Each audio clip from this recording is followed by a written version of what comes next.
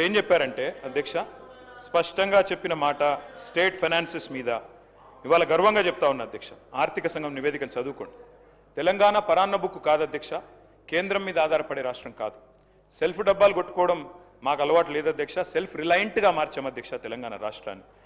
మేము 2023-24 నాటికి మరి మొత్తం రాష్ట్ర ఆదాయంలో 80% అధ్యక్ష స్టేట్ ఓన్డ్ ట్యాక్స్ రెవెన్యూ సాధించిన నెంబర్ 1 రాష్ట్రం భారతదేశంలో తెలంగాణ అధ్యక్ష. ఇది వాస్తవం. 16% కంపౌండెడ్ యాన్యువల్ గ్రోత్ రేట్తో 16% CAGRతో మొత్తం భారతదేశంలోనే మరి తెలంగాణ సెల్ఫ్ రిలయంట్ స్టేట్గా SNTRలో నెంబర్ 1గా నిలబడ్డది. ఒక ఎగ్జాంపుల్ అధ్యక్ష, వారు కొత్త సభ్యులు చాలామంది ఉన్నారు, తెలుసుకోవాలి. 2014-15 నాటికి స్టేట్ ఓన్డ్ ట్యాక్స్ రెవెన్యూ అంటే రాష్ట్రం యొక్క సొంత ఆదాయ వనరులు కేవలం 2014 అంటే మేము ప్రయాణం ప్రారంభించినాడు 29,288 కోట్లు. మేము 2014లో మేము దిగిపోయినాడు అధ్యక్ష 2023-24లో 29,288 కోట్ల నుండి 1,11,798 కోట్ల రూపాయల స్థాయికి స్టేట్ ఓన్ ట్యాక్స్ రెవెన్యూని తీసుకొని పోయి కట్టిన ఇల్లు పెట్టిన పొయ్యి అన్నట్టు వారికి అప్పచెప్పాము అధ్యక్ష. 10 ఏళ్లలో భారతదేశంలో స్టేట్ ఓన్డ్ ట్యాక్స్ రెవెన్యూస్లో నెంబర్ 1గా రాష్ట్రాన్ని నిలబెట్టింది మా ప్రభుత్వం అధ్యక్ష. 281% వృద్ధి, దాదాపు 300% వృద్ధి అధ్యక్ష. దర్జాగా ఉన్న ఈ ధనిక రాష్ట్రాన్ని మీ చేతుల్లో పెట్టాం. మరి ఈరోజు ఎందుకు ఆదాయం అంచనాలకు అందడం లేదో మాకు తెలవట్లేదు అధ్యక్ష. ఆర్థిక చక్రం అపసవ్య దిశలో ఎందుకు తిరుగుతున్నది? ఒకనాడు హుసేన్ బోల్ట్ లాగా ఉరికిన రాష్ట్రం ఇలా ఉరకలేక ఉసురుమని ఎందుకు అంటున్నది? మేము అటు చెప్తాను అధ్యక్ష, లెక్కలు కూడా చెప్తాను అధ్యక్ష. బడ్జెట్ ఎస్టిమేట్లు బోల్తా కొడుతున్నాయి అధ్యక్ష. రివైజ్డ్ ఎస్టిమేట్లు రీచ్ కూడా కావట్లేదు అధ్యక్ష. కరోనా కాలంలో మాత్రమే చూసాం అధ్యక్ష ఈ అధ్వాన్న పరిస్థితి. ఇవాళ మళ్ళీ కాంగ్రెస్ కాలంలో మాత్రమే చూస్తున్నాం అధ్యక్ష. పురోగమనం లేదు అధ్యక్ష, అంతా తిరోగమనమే అధ్యక్ష. ఏ రంగం చూసినా నీరసం నిస్తేజమే అధ్యక్ష. మీరు కూడా వికారాబాద్ మొత్తం రియల్ ఎస్టేటు అక్కడ కూడా డమాల్ అన్నది అధ్యక్ష, రాష్ట్రం మొత్తంతో సహా. రాజకీయ కక్షలు తీర్చుకోవడం చాలా ఈజీ అధ్యక్ష, కానీ చేతిలో అధికారం పోలీస్ యంత్రాంగం ఉంటే ఏదైనా చేయొచ్చు అధ్యక్ష. కానీ ఆర్థిక వ్యవస్థను దీక్షతో నడపడం చాలా కష్టం అధ్యక్ష. దానికి విజన్ కావాలి, విజ్డమ్ కావాలి, ఏకాగ్రత కావాలి, సమర్థత కావాలి. మరి ఇక్కడ ఏముంది అధ్యక్ష? చాలా విచిత్రమైన మాటలు వింటున్నాం. డే ఎకానమీ ఏమో డమాల్ అన్నది అధ్యక్ష. పొద్దున పూట నడిచే ఎకానమీ డే ఎకానమీ డమాల్ అన్నది. ఇప్పుడు నైట్ ఎకానమీ తెస్తారట అధ్యక్ష. ఇప్పుడు ఎట్లుందంటే వీళ్ళు చెప్పే మాట వింటుంటే, వీళ్ళు డే ఎకానమీని డమాల్ చేసిన వాళ్ళు మాట్లాడుతుంటే అధ్యక్ష, మీరు తెచ్చేది నైట్ ఎకానమీ కాదు, దారం దిగిన కైట్ ఎకానమీ చేశారు ఇవాళ తెలంగాణ పరిస్థితిని. పరిపాలన అంటే ఒక యజ్ఞం అధ్యక్ష, ఆషామాషి విషయం కాదు. మేము ఒక చిన్న మాట చెప్తాను అధ్యక్ష. భారతదేశంలోనే తలసరి ఆదాయంలో పర్ క్యాపిటాలో నెంబర్ 1గా రాష్ట్రాన్ని నిలబెట్టింది ఆనాటి కేసీఆర్ గారి ప్రభుత్వం అధ్యక్ష. 2013-14లో 1,12,000 రూపాయలు మన తలసరి ఆదాయం. మేము దిగిపోయే నాటికి 3,47,000 రూపాయలతో భారతదేశంలో నెంబర్ 1 స్టేట్గా తలసరి ఆదాయంలో నిలబెట్టింది కేసీఆర్ గారి నాయకత్వం అధ్యక్ష. కానీ ఈరోజు ఏం జరుగుతుంది అధ్యక్ష ఈ రాష్ట్రంలో? మరి ఇప్పుడు తలసరి ఆదాయంలో కూడా తగ్గింది. ఈరోజు 24-25 పర్ క్యాపిటా చూస్తే కరోనా పీరియడ్ తర్వాత దిస్ ఇస్ ద లోయెస్ట్ అధ్యక్ష. మరి రిజిస్ట్రేషన్ ఆదాయం డౌన్ ఉంది అధ్యక్ష. వెహికల్ సేల్స్ తగ్గింది. GST గ్రోత్ రేట్ తగ్గింది. ప్రభుత్వం హ్యాండ్సప్, అందుకే అన్ని డౌన్ అధ్యక్ష. మందు గమనం ఒక్కటే జోరుగుంది అధ్యక్ష. మిగతా అన్ని రంగాల్లో మందగమనమే కానీ మందు గమనం మాత్రం బ్రహ్మాండంగా జరుగుతుంది అధ్యక్ష. అట్లాగే అధ్యక్ష ఈ మధ్యన ముఖ్యమంత్రి గారు మాట్లాడుతూ జీరో వాల్యూ అని మాట్లాడారు అధ్యక్ష మూసీ విషయంలో అధ్యక్ష. నిజమే అధ్యక్ష, ఈ రాష్ట్రంలో 2023 డిసెంబర్ నుంచి జీరో వాల్యూ మిషన్ ప్రారంభమైంది అధ్యక్ష. మార్కెట్లో జోరు లేదు, దుకాణాల్లో గిరాకీ లేదు, అంతా నెగిటివ్ సెంటిమెంటే అధ్యక్ష.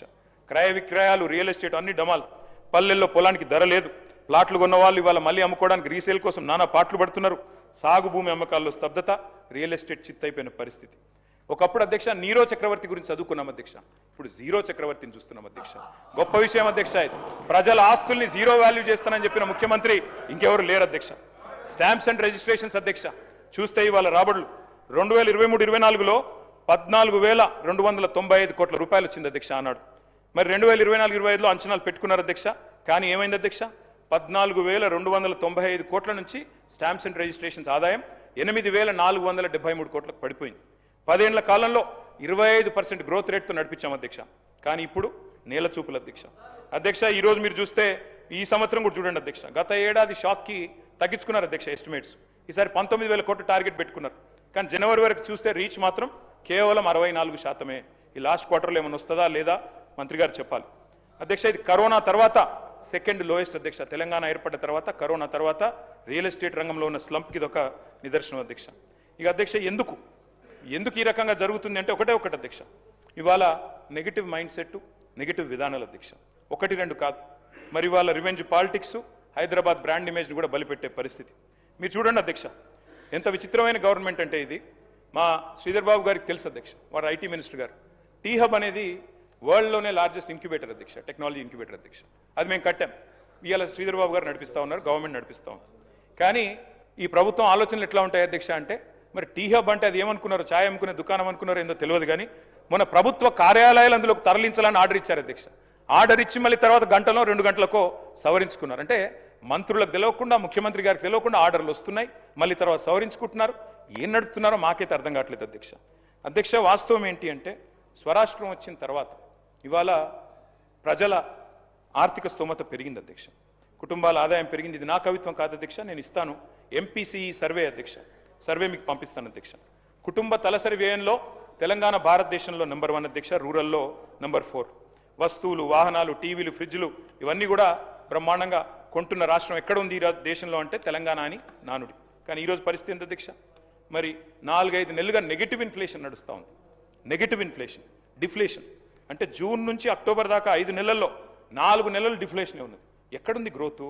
పరిస్థితి ఇట్లా ఉంటే మరి మీరేమో పెద్ద పెద్ద మాటలు చెప్తా ఉన్నారు. ఆ రోజు 10 ఏళ్ల నుంచి పెంచుకున్న ప్రగతి పోయింది, పరపతి పోయింది. ఫస్ట్ డే నుంచే నెగిటివ్ ఆలోచనలు అధ్యక్ష. మరి పొలిటికల్ ప్రాపగాండా కోసం చేసే పనులు ఇవాళ ఎట్లా ఉందంటే పరిస్థితి అధ్యక్ష, ఒకవైపేమో అంతా ఫాల్ అధ్యక్ష, రెవెన్యూ ఫాలు, అన్ని ఫాలు. కానీ మీరేమో రైజింగ్ అని జాకీలు పెట్టి లేపుతా ఉన్నారు అధ్యక్ష మీ గవర్నమెంట్ని. రైజింగ్ సమిట్ ఈ మధ్యన అక్కడ పెట్టారు అధ్యక్ష, డేరా నగర్లో సమిట్ పెట్టారు. అది గ్లోబల్ సమిట్ అది పెట్టారు అధ్యక్ష. ఇక అందులో ఎట్లా అంటే అధ్యక్ష, గ్రాఫిక్స్ మాయాజాలం, 100 కోట్ల రూపాయలు ఖర్చు పెట్టి ఏం సాధించారయ్యా అంటే 5,75,000 కోట్లు. అది వస్తే అధ్యక్ష అడ్వర్టైజ్మెంట్లు, నారాయణ, శ్రీ చైతన్య వాళ్ళు first rank, second rank, third rank, fourth rank, ఆ టైప్లో ఒక్కో పేపర్ చూస్తే ఒక్కో నెంబర్ అధ్యక్ష. ఒక ఆయన 5,75,000 కోట్లు అంటాడు, ఇంకో ఆయన 6 లక్షల కోట్లు అంటాడు, ఇంకొక ఆయన 7 లక్షల కోట్లు. ఇష్టం అధ్యక్ష. అంటే అధ్యక్ష మాకు కన్ఫ్యూజన్ వచ్చింది అధ్యక్ష చూస్తే. మరి ఒకవైపేమో గవర్నర్ ప్రసంగంలో $1 ట్రిలియన్ ఎకానమీ చేస్తాం 2031 కల్లా అని చెప్పారు. మరి మీరు చెప్పే లెక్కలు చూస్తుంటే మరి ఇంకొక 4 రోజుల సమిట్ నడిపిస్తే అక్కడనే అయిపోతుంది 1 ట్రిలియన్ ఎకానమీ. ఇంకేం అవసరం ఉంటే నాకు అర్థం కాదు. ఇంకా విచిత్రమైంది, గవర్నర్ ప్రసంగంలో ఇంకో మాట చెప్పారు అధ్యక్ష, 1 కోటి మంది మహిళల్ని కోటీశ్వర్లు చేస్తాం. చేయండి, కానీ 1 కోటి మంది కోటీశ్వర్లు అయితే 1 కోటి కోట్లు రాష్ట్రంలో సమకూరితే 100 ట్రిలియన్ ఎకానమీ అవుతుంది. 100 ట్రిలియన్లు. మీరు చెప్పే 1 ట్రిలియన్ 4 ట్రిలియన్లు కాదు, 100 ట్రిలియన్లు. ఆచరణ సాధ్యంగాని మాటలు, ఆకాశ సౌదాలు, గ్రాఫిక్స్తో విహారాలు ఎన్ని రోజులు నడిపిస్తారు ఇట్లా అబండాల మీద ప్రచారాలు? అధ్యక్ష, విచిత్రం అధ్యక్ష. గ్లోబల్ సమిట్ తర్వాత దావోస్ 3 టూర్లు. నేను శ్రీధర్ బాబు గారిని అడుగుతా ఉన్నా, వారు ఇక్కడే ఉన్నారు. దయచేసి ఒక వైట్ పేపర్ రిలీజ్ చేయండి. ఎన్ని ఇన్వెస్ట్మెంట్లు నిజంగా అనౌన్స్ చేశారు, ఎన్ని ఎంఓయూలు అనౌన్స్ చేశారు, ఎన్ని గ్రౌండ్ అయినాయి? ఎందుకంటే రకరకాల వార్తలు వస్తున్నాయి, ఏది నిజము ఏది అబద్ధం ఇవన్నీ కూడా వస్తూ ఉన్నాయి అధ్యక్ష. అధ్యక్ష, ఇప్పుడే నేను చెప్పాను అధ్యక్ష, మాటలేమో లక్షల కోట్లు, చేతలు చూస్తే టీఎస్ ఐపాస్, మీ వెబ్సైటే నాది కాదు, టీఎస్ ఐపాస్ వెబ్సైట్ చూస్తేనేమో poorest performance in the last 10 years అని చెప్తా ఉంది. కాబట్టి మంత్రి గారితో నా రిక్వెస్ట్, మీ డిపార్ట్మెంట్లో ఏం జరుగుతుందో చెక్ చేసుకోండి. అట్లాగే ఇంకా విచిత్రం అధ్యక్ష, ఫార్మా సిటీ కోసం మా ప్రభుత్వం ఆనాడు 14,000 ఎకరాలు సేకరించింది అధ్యక్ష. వీళ్ళు ఆ రోజు భట్టి విక్రమార్క గారు అక్కడ పాదయాత్ర చేశారు, చేసి అక్కడ అనౌన్స్ చేశారు అధ్యక్ష. ఏమని? ఫార్మా సిటీ భూములు వెనక్కిస్తాం, ఫార్మా సిటీ రద్దు చేస్తాం. ఇవాళ అక్కడ గ్రాఫిక్స్ మాయాజాలంతో ఫ్యూచర్ సిటీ, 4th సిటీ, ఇంకేదో పేర్లు ఇంకా 4-5 ఉన్నట్టున్నాయి అధ్యక్ష. ఇవన్నీ చెప్తా ఉన్నారు. విచిత్రం ఏంటంటే అధ్యక్ష, నేను అసెంబ్లీలో ఇక్కడ అడిగా, pharma city land acquisition was conditional. Sridhar Babu గారు, it was conditional to using it for pharma. మీరు ఇష్టం వచ్చినట్టు ఎమ్మెల్యేలకు ప్లాట్లు ఇస్తాం, ఎంపీలకు ప్లాట్లు ఇస్తాం, జర్నలిస్టులకు ప్లాట్లు ఇస్తాం, స్పోర్ట్స్ స్టేడియం కడతాం, 3,000 ఎకరాల జూ పార్క్ కడతాం. అవి కుదరవు అక్కడ, అది మీకు తెలుసు నాకు తెలుసు. విచిత్రం ఏంటంటే అధ్యక్ష, వీళ్ళు కోర్టులో ఒకటి చెప్తారు, బయట ఒకటి చెప్తారు అధ్యక్ష. కోర్టులో ఏం చెప్తున్నారు అధ్యక్ష? ఫార్మా సిటీ రద్దయిందా అని కోర్టు అడిగింది అధ్యక్ష, హైకోర్టు. లేదు రద్దు కాలేదన్నారు అధ్యక్ష. మరి ఇక్కడ బయట ఏం చెప్తున్నారు అధ్యక్ష? లేదు అది మొత్తం 4th city, 5th city, future city, తర్వాత దాని చుట్టూ ఒక 56 గ్రామాలు కలిపేసినాం, 30,000 ఎకరాలు, 90,000 ఎకరాలు, 760 స్క్వేర్ కిలోమీటర్లని నిన్న గవర్నర్ గారితో చెప్పించారు. నేను అడుగుతా ఉన్నా అధ్యక్ష, కాలుష్యకారక పరిశ్రమల విషయంలో పోరాటం చేసిన మీరు ఏ రకంగా మరి కాలుష్యకారక పరిశ్రమలు మధ్యలో పెట్టి చుట్టూ ఇవన్నీ చేయగలుగుతారు? అసలు land acquisition it self is conditional. సమాధానం చెప్తారా? ఫ్యూచర్ సిటీకి ఫ్యూచర్ ఉందా? ప్రస్తుత సిటీని పట్టించుకునేవాడు నాదుడు లేడు, ఫ్యూచర్ సిటీ అంట. అందుకే దయచేసి అధ్యక్ష ఎట్లా నమ్మకం కుదురుతుంది అధ్యక్ష పారిశ్రామికవేత్తలకి ప్రపంచ స్థాయి ఔషధ నగరిని దెబ్బతీసి రియల్ ఎస్టేట్ వ్యాపారం చేయడానికి ప్రయత్నం చేస్తున్న విషయం తప్పకుండా ప్రజలందరూ గమనిస్తూ ఉన్నారు. మీరేమో ఇన్వెస్ట్మెంట్లో వెళ్ళు అంటున్నారు, మరి కంపెనీలు ఏమో పోతున్నాయి అధ్యక్ష. ఒకటి కాదు అధ్యక్ష, నేను ఉత్తనే చెప్తలేను, నేనేదో ఆషామాషి కూడా చెప్తలేను అధ్యక్ష. పారిశ్రామికవేత్తల తలకు తుపాకులు పెడితే ఉంటారా అధ్యక్ష పారిపోకుండా? తలకు తుపాకులు పెట్టి బెదిరించే పరిస్థితులు వచ్చినాయి. నేను చెప్పలా, ఒక మంత్రి గారి కుటుంబ సభ్యులే చెప్పారు అధ్యక్ష. అధ్యక్ష మరి మీరు ఆలోచించాలి అధ్యక్ష. గ్లోబల్ సమిట్ అని పెట్టారు మీరు, సంతోషం, ఆ డేరా నగర్లో పెట్టారు. కానీ ముగ్గురు ప్రముఖులు ముత్యాల లాంటి మాటలు అయితే చెప్పినారు అధ్యక్ష. దువ్వూరి సుబ్బారావు గారు చెప్పారు అధ్యక్ష, దశాబ్ద కాలంలో తెలంగాణ తిరుగులేని ప్రగతిని సాధించింది, దేశంలో నెంబర్ 1గా నిలబడ్డదని ఆర్బీఐ మాజీ గవర్నర్ మీ మొహం మీదనే అక్కడే చెప్పిపోయినారు అధ్యక్ష. అట్లాగే తెలంగాణ సంపద జీఎస్డిపి 3 రెట్లు పెరిగింది, తలసరి ఆదాయంలో అగ్రస్థానంలో ఉందని బ్రిటన్ మాజీ ప్రధాని టోనీ బ్లేర్ అదే సమిట్లో చెప్పారు అధ్యక్ష. అట్లాగే నీతి ఆయోగ్ వైస్ చైర్మన్ సుమన్ బెర్రీ గారు అప్పర్ ఇన్కమ్ మిడిల్ కేటగిరీ స్టేట్గా ఎదిగింది తెలంగాణ, భారతదేశం ఎదగాలి అంటే తెలంగాణ లాంటి రాష్ట్రాలు ఉండాలి అని సుమన్ బెర్రీ చెప్పారు అధ్యక్ష. ఎట్లుంటుందంటే అధ్యక్ష, మీ ఎదురుగానే దివాలా దివాలా అని మీరు చేసే ప్రచారానికి దిమ్మ తిరిగే సమాధానం మీరు పిలిచిన అతిథులే చెప్పారు, నేను చెప్పాల్సిన అవసరం లేదు. వెనకటికి అధ్యక్ష ఒక రాజు ఉండే అధ్యక్ష, ఆయన పేరు హిరణ్యకశిపుడు. ఆయన ఏం చేసిండు అధ్యక్ష, నా రాజ్యంలో నారాయణ నామస్మరణ వినబడకూడదు అని చెప్పి నిషేధం విధించిండు అధ్యక్ష. నా రాజ్యంలో హరియానా వాళ్ళు కనిపించకూడదు అని నిషేధం విధించాడు. కానీ ఆయనకు పుట్టిన కొడుకు ప్రహ్లాదుడు రోజు నిత్యం నారాయణ మంత్రాన్ని జపిస్తుండే అధ్యక్ష. దాంతో ఏమైంది, ఎక్కడున్నాడు నీ హరి అని హిరణ్యకశిపుడు అడిగితే, ఇందుగలడు అందులేడని సందేహం వలదు, చక్రి సర్వోపగతుండు, ఎందెందు వెతికి చూసిన అందందే గలడు అని జవాబిచ్చిండు ప్రహ్లాదుడు అధ్యక్ష. ఎందుకు చెప్తున్నా అంటే అధ్యక్ష, మీకు ఎందుకు చెప్తున్నా ప్రత్యేకించి ఈ మాట అంటే అధ్యక్ష ఎట్లా జరిపేస్తారు అధ్యక్ష మీరు?